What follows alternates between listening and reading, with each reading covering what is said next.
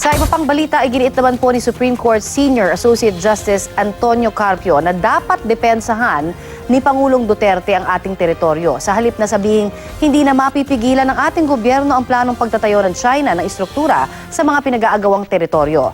Balitang hatid ni Chino Gaston.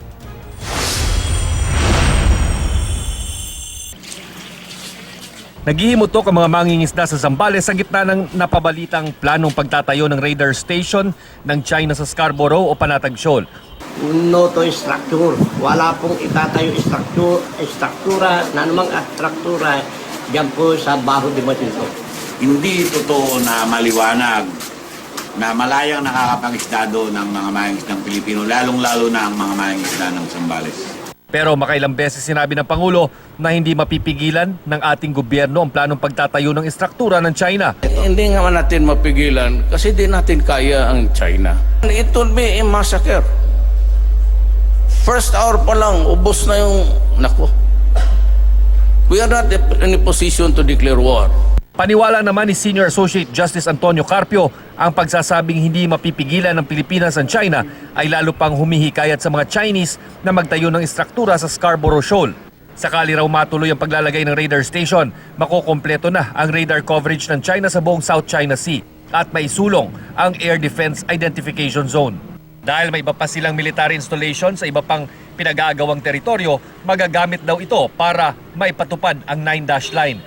Ibig sabihin, makukuha ng China ang 80% ng exclusive economic zone ng Pilipinas at 100% ng extended continental shelf natin sa West Philippine Sea. Si Carpio ang isa sa mga kasama ng Philippine team na naghain ng kaso laban sa China sa arbitral court. Hamon ni Carpio sa Pangulo, depensahan nito ang ating teritoryo bilang Commander-in-Chief ng AFP. Kabilang daw sa mga pwedeng gawin ang paghain ng formal protest, ipadala ang Philippine Navy para magpatrol, ipadeklara sa Amerika na bahagi ng Philippine territory ang Panatag Shoal para sa Mutual Defense Treaty dahil bahagi na ito ng bansa noong American colonial period. Sang-ayon dito si dating National Security Advisor Roy Logoles. Lalo't sa nakalap niyang impormasyon, magtatayo rin daw ng runway, government center, living quarters, radar facility at resort ang China sa Panatag Shoal. It will be a clear and present danger to our national security and to the security of the entire region. Sagot naman ni Pangulong Duterte, wala pang kakayanan ng ating militar para komprontahin ang China. Pero hindi naman daw ibig sabihin na isinusuko na ng Pilipinas ang Panatag Shoal. Darating daw ang araw na kukomprontahin din niya ang China. Hindi nga mapigilan ng Amerikano. In the first place, pag umpisa pa lang yan, hindi na pumunta ang Amerikano, natakot na. Yun may mga armasyon, baril, eroplano, lahat.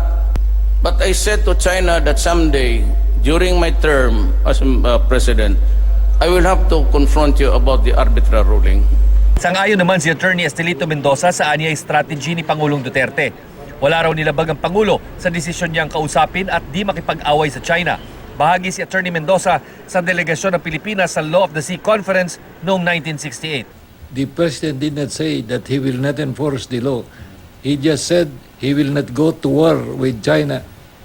A war in the South China Sea, especially over Justice Scarborough Shoal, has very devastating consequences. Chino Gaston, GMA News.